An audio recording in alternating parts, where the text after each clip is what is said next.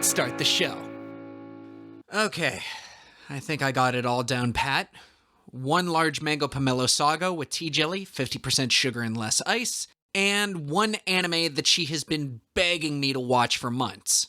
Setting the timer for 20 seconds. Here we go. I've been kind of taking time off in order to look for work, and also because live streaming has been a way to connect with you guys without burning myself out. I'm not going to lie though. I have had this consistent feeling that I'm dragging behind. It's not fair to the people who subscribe to me. It's not fair to the people who give me money on Patreon. All in all, I'm not too pleased with myself. That's why you have friends like me to come kick your ass into making videos again. Huh. You're early. You don't summon me, I summon you. You just have the illusion of free will. Well, now that you're...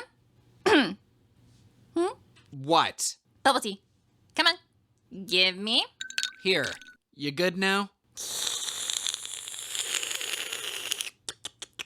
It's a start. Okay, since I'm apparently the sidekick in this review, you lead us off. Why are we here?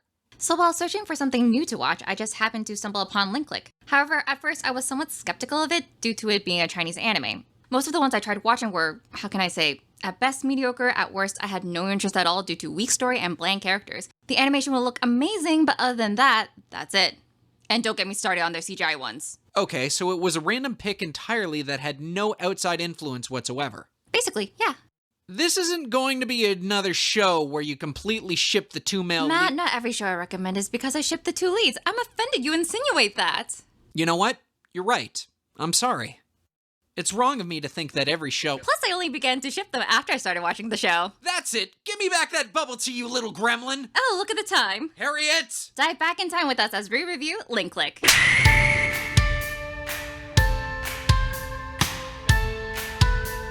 Ah!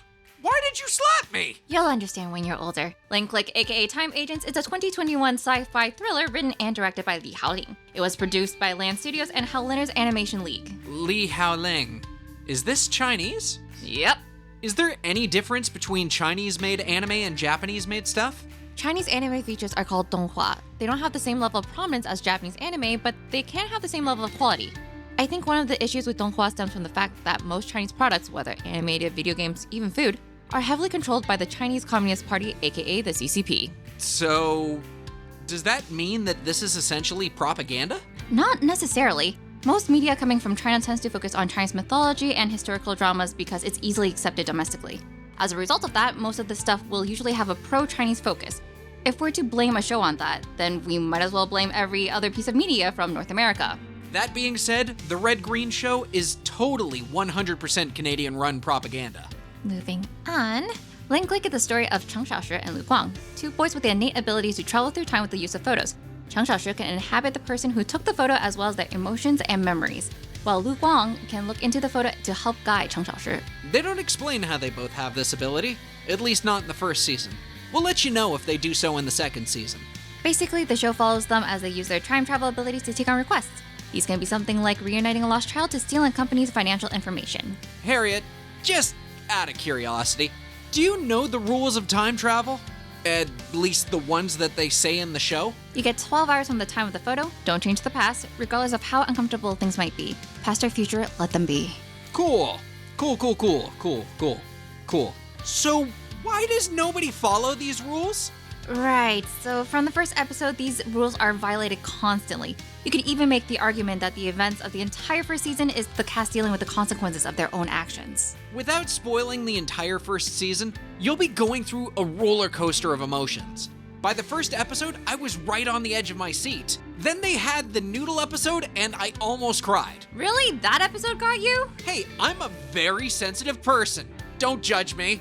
Anyway, expect future episodes about a lost child and a basketball episode that f***ing broke me. Yeah, the basketball one was tough. Everyone burst out crying after that one. At what point are Cheng Xiaoshi and Lu Guang not in therapy? Probably because of the cliffhanger of the first season that gives them no time to rest. Over on the subs versus dubs category, I went with subs. Now, I'm not knocking the English voice actors. I just felt like the Chinese voice cast was more intriguing. Harriet, did you watch subs or dubs? Subs, since I was watching it while it was coming out. Once again, there's nothing wrong with the English dub. We just preferred the subs this time around. So no hard feelings to Alejandro Saab and Zeno Robinson, who voiced Chang Shashi and Lu Guang in the dub. When it comes to artwork on Linklick, the backgrounds honestly feel like they are lived-in spaces. From the photo studio to Emma's office, the dilapidated basketball court in a small town, to the luxurious karaoke room in episode 10, they feel more than just set designs. The character artwork for me was quite different from my usual fare. Whereas in most Japanese anime, I'd see characters with more rounded features. In Linklick, I could really see the more pointed facial features. It kind of reminded me of some other over-the-top facial animations that you would see on something like Gurren Lagann or Fooly Cooly or JoJo's Bizarre Adventure. Also, I do want to casually mention, on the promotional material, Lu Guang is usually portrayed in all white and Chang Shashi is in all black. I don't know if this was intentional, but I immediately thought of them as being yin and yang. The opening theme is Dive Back in Time by Baisha Jaws. This opening is a bop. The animation sequences and imagery are beautiful, and the finger tutting. Dude, the finger tutting did not have to go that hard. They captured all the intricacies of that style so well, and I loved every second of it. Also, the finger tutting part was apparently all improvised. Now, the ending theme is Overthink by Fuka. This ending adds suspense to the already high-tension show and adds to your anxiety for the upcoming episode. Now, that being said, this song is great. From the fast rap about changing the past to calming down the chorus, Stop Thinking About It Why a Man Overclouded reflects the show perfectly. The insert songs did not disappoint either. Two songs that I took note of was Ruhai, the song that Shu Shanshan, or technically Chang Shashi, sings in episode 8, and Keep in Mind by Baisha Jaws in episode 11. Ruhai was just beautifully done. The song, coupled with how Shu Shanshan and Dongyi's relationship developed, was just perfect. While Keep in Mind just encapsulates Chang Shaoshi's actions in the show and Emma's arc all in one go. It's hard to explain how emotional this part gets without giving too much away. Finger tutting. Is that the hand dance thing they do in the intro? Oh god. Yes, that's the one. Cool. I'm going to add to Harriet's point. Both the intro and outros are absolutely dope, but I want to shine a light on Dive Back in Time by Baisha Jaws. Linklick uses the right amount of the song, making it fit in well with the visuals. As an experiment, I decided to get in my car and play Dive Back in Time in its entirety. I found that when listening to the whole unedited version, I got really bored with it. It doesn't really go anywhere new, and as such, kinda stays in the same place throughout. Huh, kinda like your music? Oh, yeah, kind of like my music. Tell me, Captain Killjoy, do you have anything else you want to ruin? To be honest, not really, which is actually kind of surprising. Don't get me wrong. As I mentioned earlier, it feels like the entirety of the first season is the main cast dealing with problems they caused through not adhering to their own rules about time travel. Other than that, the only nitpick I have is that there's an OVA, aka episode 5.5, which wasn't included in my broadcast of the series, yet is referenced later in the show. Not much, but it is frustrating because it feels like I have an incomplete view of the series. Tell me something, Harriet. You've seen that episode. What's your opinion on it? I just thought of it as a sweet side story. It's about a man trying to ask his girlfriend's hand in marriage. The condition for that is to win a fight against her father. And this man tries every year from his early 20s to now his late 60s. You know what? I'll watch it after the video. So, all in all, the first season of Linklick is pretty great. The story will keep you on the edge of your seat while also making you bawl your eyes out at certain points. Once again, I've only seen the first season, but there's a pretty good chance Harriet and I will see the second. Actually, I've already seen it with a friend of mine. Wait, you've already seen it and you didn't tell me? Bitch, please, get on my level. It's not my fault that a guy named Sonic is too slow to keep up with me.